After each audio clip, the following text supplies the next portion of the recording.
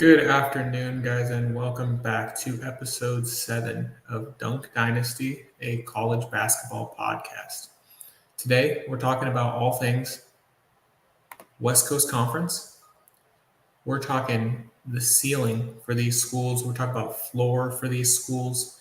And just because I'm interested in what your thoughts are, we're going to rank the retro logos for the West Coast Conference. We're going to talk top 5 players that I'm excited to watch. I'd like to know who you guys are excited to watch this year for college basketball. And lastly, we're going to talk about early summer league reactions, underreactions, overreactions. I want to know everything that you guys have to say about college basketball and the NBA Summer League. So let's go ahead and get started. We're going to kick it off with the West Coast Conference preview. West Coast Conference preview, we got a lot of things to look forward to when it comes to the West Coast Conference. This year we add Washington State, we add Oregon State, and a lot of the big well-known players at the top are reloading. You got Gonzaga, you got St. Mary's, you got San Francisco, and then of course you got Santa Clara, Loyola Marymount, Pacific, Pepperdine. You guys know the drill. So we'll go ahead and kick it off with what I think the rankings are going to be for the West Coast Conference come March of this year, 2025. So I'm going to go ahead and share screen here with my rankings. So I'm going to go ahead and close this out. As I'm sure you guys are all aware, Gonzaga is ranked in the top 25. They're ranked in the top 10 for most way too early, top 25. So you have to put them as number 1 in the WCC. I, however, think that St. Mary's is going to be a close second. I think it truly depends on what Randy Bennett does with that squad. They lost a lot, most namely Aiden Mahaney, as he went to UConn. Then you got USF. They lost Michael Shamjovitz. It's going to be a big loss for that squad. But I still think that there's a big gap between these top 3 in Gonzaga, St. Mary's, and USF versus the next tier, which is going to be Wazoo, Oregon State, Santa Clara, and LMU at 4 through 7. I think you can realistically switch out any one of these 4 through 7. Like if you told me that you have Santa Clara at 4 and you have Wazoo at 7, Oregon State at 6, like that wouldn't surprise me. I wouldn't be upset by those rankings. And then you round it out with the bottom of the barrel teams. These teams are bottom of the barrel just about every year, and I don't think that's going to change this year. So you got Pacific, Pepperdine, San Diego, and Portland. Again, I see these teams. If you told me Pacific was going to be number 11, I wouldn't be surprised by that. They were 0-17 last year in conference, and they lost in the first round of the WCC tournament by 55, I think, or something like that. So I wouldn't be surprised if you told me that you had them at 11 or you had Pepperdine at 10. Again, there's tiers to every single conference. I think it's tier number 1 is Gonzaga, St. Mary's, USF. I could see any one of these 3 teams winning the WCC. And then you have this middle tier of Wazoo, Oregon State, Santa Clara, and Loyola Marymount. And then you have these bottom 4 squads. So that's what I have ranked for this year for the West Coast Conference standings. I'm going to make a post after that. I'd love to know your guys' rankings. So I will be happy to hear any of your guys' thoughts. Speaking of the West Coast Conference, speaking of this podcast, I'd like to make an announcement. I'd like to make it with great pleasure that Sideline Sports Network has brought me on, not only for this podcast, but they brought me on to help lead and to help provide content for West Coast Conference sports. So follow me on socials. All my socials are at the top here. Follow SSN_WCC. I'll be making all the content there. If you're a fan of all things West Coast Conference, follow that page. I'll be dropping content. I'll be retweeting content. Anything that has to do with West Coast Conference, you'll find it on SSN_WCC. So, next thing, ceiling for these squads, specifically the 1 through 3. Like I said, I think this 1 through 3, you could, if you told me USF won the conference, I'd be a little bit surprised, but I could see it. So, Gonzaga, as we all know, 26 years running March Madness. I think it's like 18 years in a row they've made the Sweet 16 or something absurd. So their ceiling is very obviously winning a national championship. I think that they have the tools to win a national championship. It just seems like they always get a bad draw every single year. They run into a Kentucky or they run into a UNC or they just run into a squad who is just a level above them. And I think that's part of the reason why you're hearing all of the swirl of, is Gonzaga going to leave the WCC? Why is that? That is simply because playing Portland, playing San Diego, playing Pepperdine, playing Pacific 2 times a year is not preparing you for having to play a UNC or a Alabama or a Kentucky or an Arkansas. Like, they can beat those squads. I'm not saying they can't, but when Gonzaga plays all of these teams in the non-conference, they compete with them.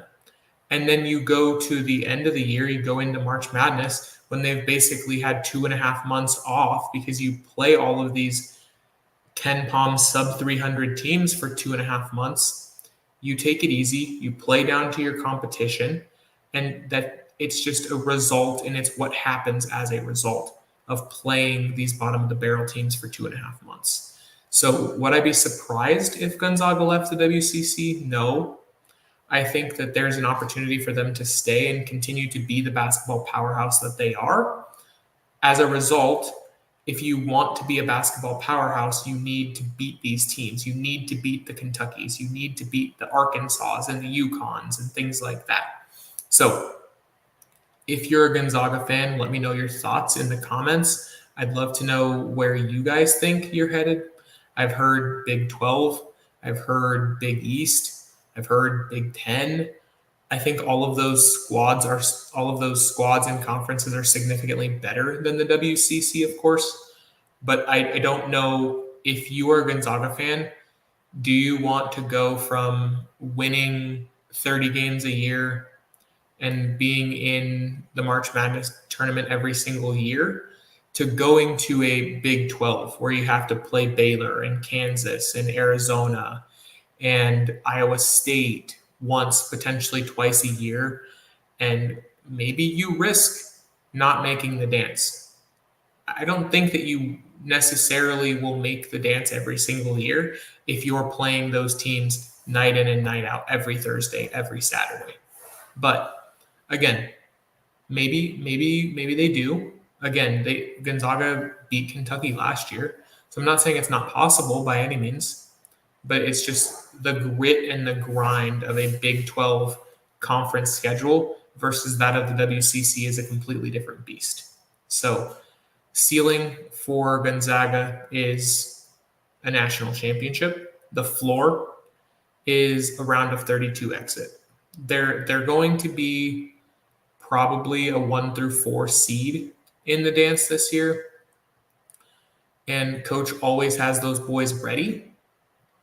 So I don't think that Mark Few is knocked out in the round of 64. So I think a floor for this team is a round of 32 exit.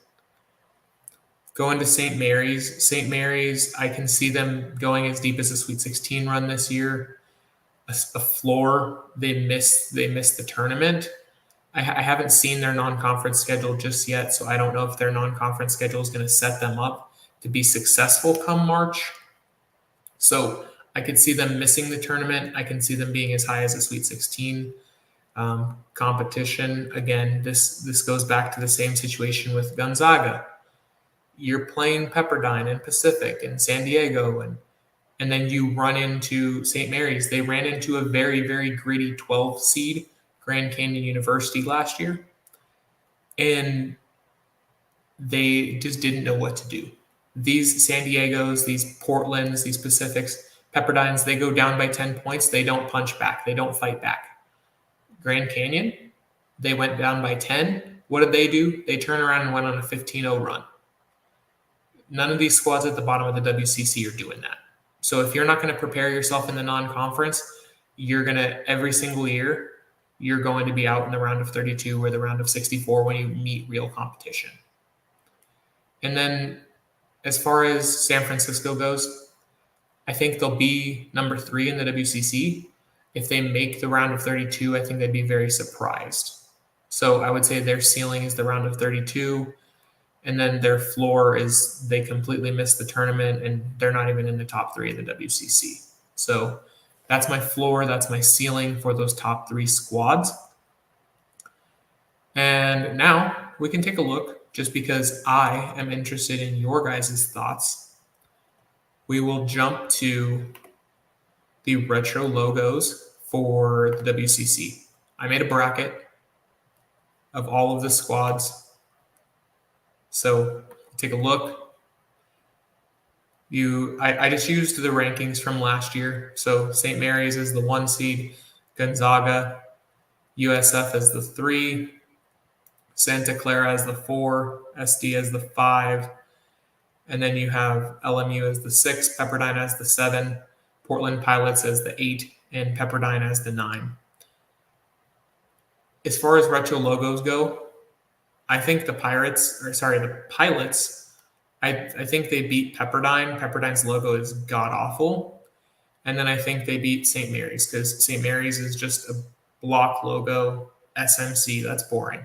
So if it was me, I'm going to let you guys vote. But if it was me, I automatically have the Pilots here in the quarterfinals. But again, I'm not picking. I think USF's logo, I think their old logo with the lance in the middle of the S is super cool. I think they're going to beat LMU.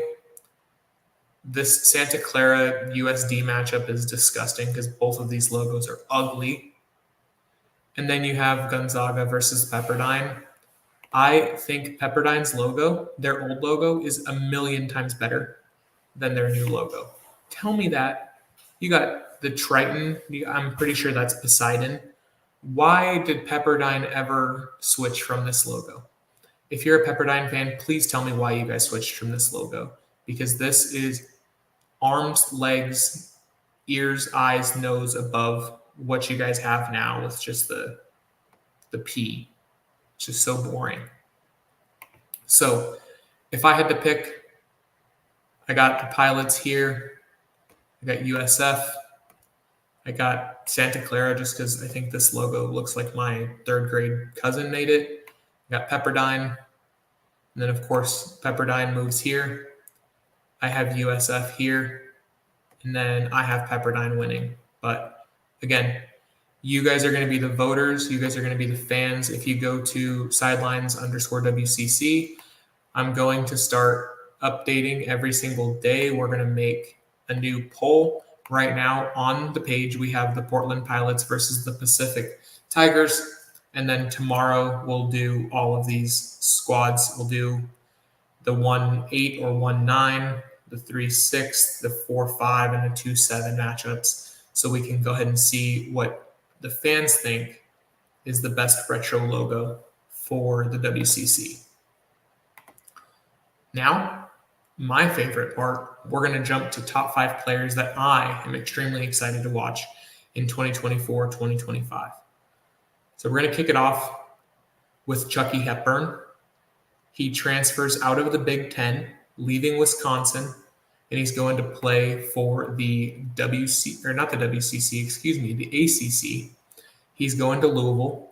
Pat Lindsay, he was on the recruiting trail after he left his last school.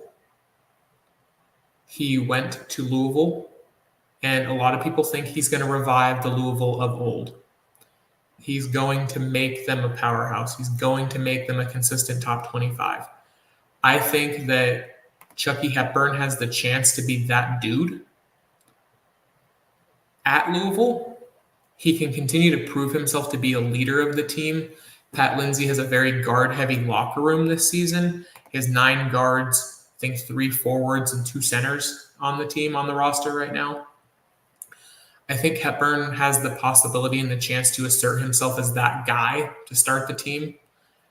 I think he has the ability to become a monster in his final season in a D1 uniform.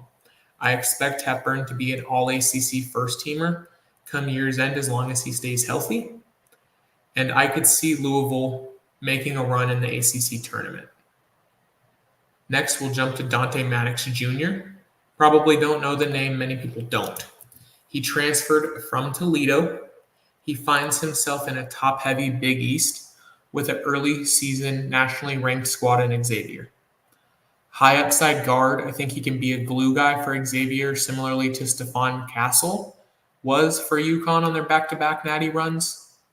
Stephon Castle, he only averaged 11 and 4, but a lot of what he did do was not on the stat sheet.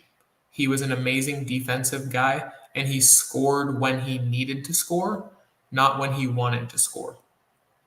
If Xavier can stay healthy as a team, I can see them competing at the top of the Big East with Creighton and UConn this year, come March. So I'm very excited to see Dante Maddox Jr. in an Xavier uniform. Next, we'll jump to VJ Edgecombe. He's a rookie, playing in Waco, Texas this year for the Baylor Bears. He's already proven to the world what he can do for the Bahamian national team, averaged 21 and 6 in those games. He has the ability to will a team to victory. He willed the Bahamian national team to 2 wins. He has the will to win on offense. He is very gritty on defense. He will dunk the ball on your head if you get in the way. I'm very excited to see VJ Edgecombe. I would not be surprised if he's on the All-American team come year's end. Next, you know him, you love him, maybe you hate him. Mark Sears for Alabama with Nate Oates. He removes himself from the draft after a run to the Final Four. He says that he has unfinished business. The SEC as a whole is reloaded. Alabama is reloaded. And Sears returning was an icing on the cake for Nate Oates on the recruiting trail. You get 1 more year to develop in a top 5 team in the country before headed to next year's draft. I think that Mark Sears has the chance to run through every single team that they're playing this year. I think he has a chance to average 25 or 30 points a game. And if he does, I can see Alabama winning the national championship. I can see Mark Sears being a top 5 lottery pick going into the 2024-2025 NBA draft next summer. And last, this might be a homer pick. I'm a GCU fan, you guys all know. But Sammy Yianni, he decommits from ASU, commits to in-state Faux Grand Canyon University. He played for AZ Compass last year, which is a nationally ranked Arizona school for basketball every single year. They have a nationally ranked squad. They have an AZ Compass national team that goes and plays in the Champions Classic. They go and play in the Hilton Head Classic-esque tournaments for the high school level. Last season, he only played 13 games for AZ Compass because he had a knee injury. However, in those 13 games, he averaged 8 points, 1 assist, and 5 rebounds. I'm very, very excited to see him under Coach Drew and under Coach Shaw. They're very good at developing big men. See Ashbourne Midgard. If you don't know the name, look it up. He averaged, I think, 17 points per game or something absurd for the Lopes 2 or 3 years ago. He ranked number 1 nationally in his field goal percentage because he was just that good at getting to the basket and he was that good at finishing at the basket. The Western Athletic Conference they play very small, a lot smaller than most leagues. If GCU wanted to, you can realistically play Sammy at the stretch 4, sometimes maybe put him at the 5 in certain scenarios if Bryce Drew wants to play very small ball. Again, Sammy is only 6'7", so putting him at the 5 might not be realistic in a lot of leagues, but in the Western Athletic Conference, you can play a 6'7" guy who's quick at the 5 spot as long as he can defend. Sammy has proven time and time again that he can defend, so I'm very excited to see what Sammy can do for the Grand Canyon University Antelopes this season. And now we'll finish and we'll wrap it up. Early Summer League reactions. Maybe these are overreactions, maybe these are underreactions. I want you guys to let me know your thoughts. The first one, I'm sure you guys all know where I'm going. Bronny James. He played in this one game of the Summer Classic. He injured himself, 4 points, 2 assists, 2 from 9 from the field. Is this the start of the end for the GOAT prodigy? I don't know. Maybe he needs to go talk to his dad about longevity and perseverance and playing in the league for 25 years. Or, weird thought, maybe he shouldn't have been drafted in the first place. I don't know. Maybe I'm a hater. Call me a hater. Don't call me a hater. I think Bronny James should have stayed at USC for another year, and I'll stand behind that until he's playing in the G League more than likely before the season's over. On the other hand, the other side of Lakers news, Dalton Knecht, great start for the Summer League. He averaged 12-2-1 for the Lakers in his first game of the Summer Classic. The question that I'm excited to see, and I'm excited to continue watching as the Summer League progresses, is a lot of the GMs were saying that he's dropping down the draft boards because he was quote-unquote too old. I would say a 12-2-1 is a very good stat line in the Summer League to start. Is he truly too old? Or are these GMs that are 1 through 16, are they going to regret not drafting Dalton Knecht? I don't know. Well, only time will tell. I'm truly excited to see where Dalton Knecht lands at the end of the NBA season. And then we'll wrap it up finally with Kel'el Ware. Very, very hot start with the Miami Heat. Granted, they were playing against the Kings' number 2 squad. The Kings have a number 2 squad in the Summer Classic because they played against China. They played their number 1 squad against China. I'm not sure why, but Kel'el Ware against the Kings' number 2 squad, 26 points, 11 rebounds, 4 assists.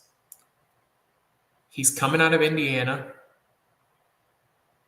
Coach Woodson knows how to develop his bigs. Did the Heat find their center of the future with the number 15 pick? I think it might be a little bit of an overreaction, but let me know what you guys think. Thank you guys for tuning in. This was another episode of Dunk Dynasty, a college basketball podcast. See you guys next week.